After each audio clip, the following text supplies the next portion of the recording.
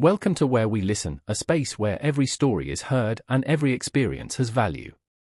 This channel is dedicated to sharing real-life stories from personal experiences and those submitted by our community.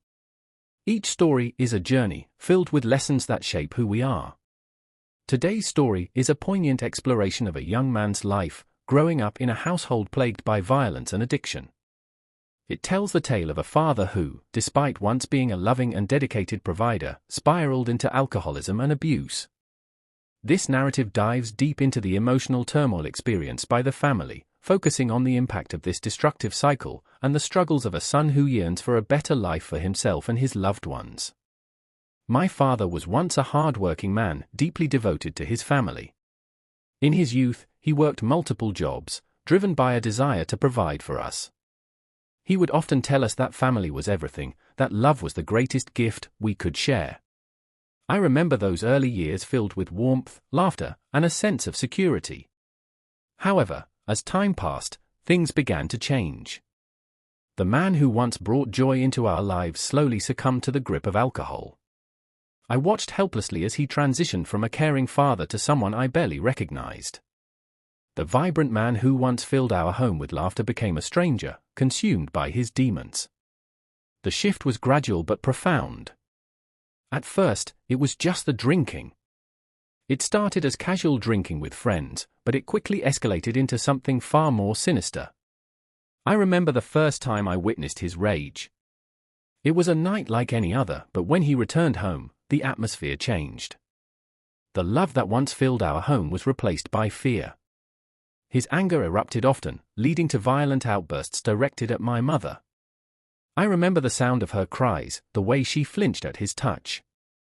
Each confrontation left a mark on my heart, a reminder of the man he had become.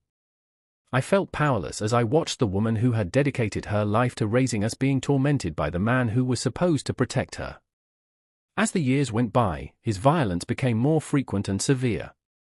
My mother bore the brunt of his fury, her spirit crushed under the weight of his actions. There were nights when I would lie in bed, too terrified to sleep, listening to the chaos unfolding just a few rooms away. My siblings and I learned to read the signs, how tightly he clenched his fists, the glazed look in his eyes when he'd been drinking. We braced ourselves for the storm that would inevitably follow. I found myself feeling a mix of anger and compassion toward my father. I wanted to understand why he had succumbed to this darkness. He was a man who had once shown us love, yet here he was, lost in a haze of alcohol and violence. I thought that if I could help him find his way back, everything would improve. But each time I reached out, I was met with the harsh reality of his denial and rage. My mother often confided in me about her struggles. She would express her longing to leave, to escape the cycle of abuse. Yet, she stayed, for us. It broke my heart to see her in such despair, but I admired her strength. Despite everything, she continued to fight for our family, hoping that one day things would get better. As I grew older, I began to believe that achieving financial stability could somehow fix our broken family. I thought if I worked hard and built a better life for myself, I could lift us out of the chaos. But life taught me that money couldn't buy happiness or peace. Even as I secured a stable job and started my own family, the shadows of my childhood haunted me. I also held on to the hope that marrying my girlfriend would bring a new sense of joy to our lives. I thought it might be the turning point that could mend the rifts in my family. But I quickly learned that our family history was too deeply ingrained to be easily erased. The scars left by my father's violence loomed large, casting a shadow over my own aspirations for happiness.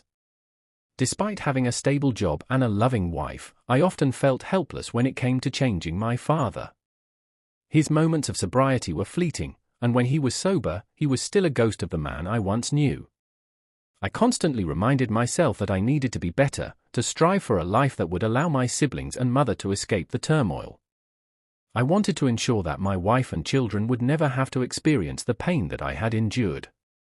In the midst of this turmoil, my father became increasingly aggressive, not just when he drank but even in moments of clarity. His responsibilities shifted onto my mother, who managed the household, finances, and our upbringing. She was a warrior in her own right, but even the strongest hearts can break under the pressure of relentless hardship. Many relatives who once admired my father began to distance themselves from him as they witnessed the violence unfold. It was heartbreaking to see how a man who once commanded respect was now viewed with fear and disdain. The very people who once supported him turned their backs, unable to accept the monster he had become. As the years passed, the weight of my father's actions pressed heavily on my family. My mother, in her quiet moments, would express her desire to leave, but her love for us kept her tethered. I could sense her pain, her battle between longing for freedom and the guilt of abandoning her children.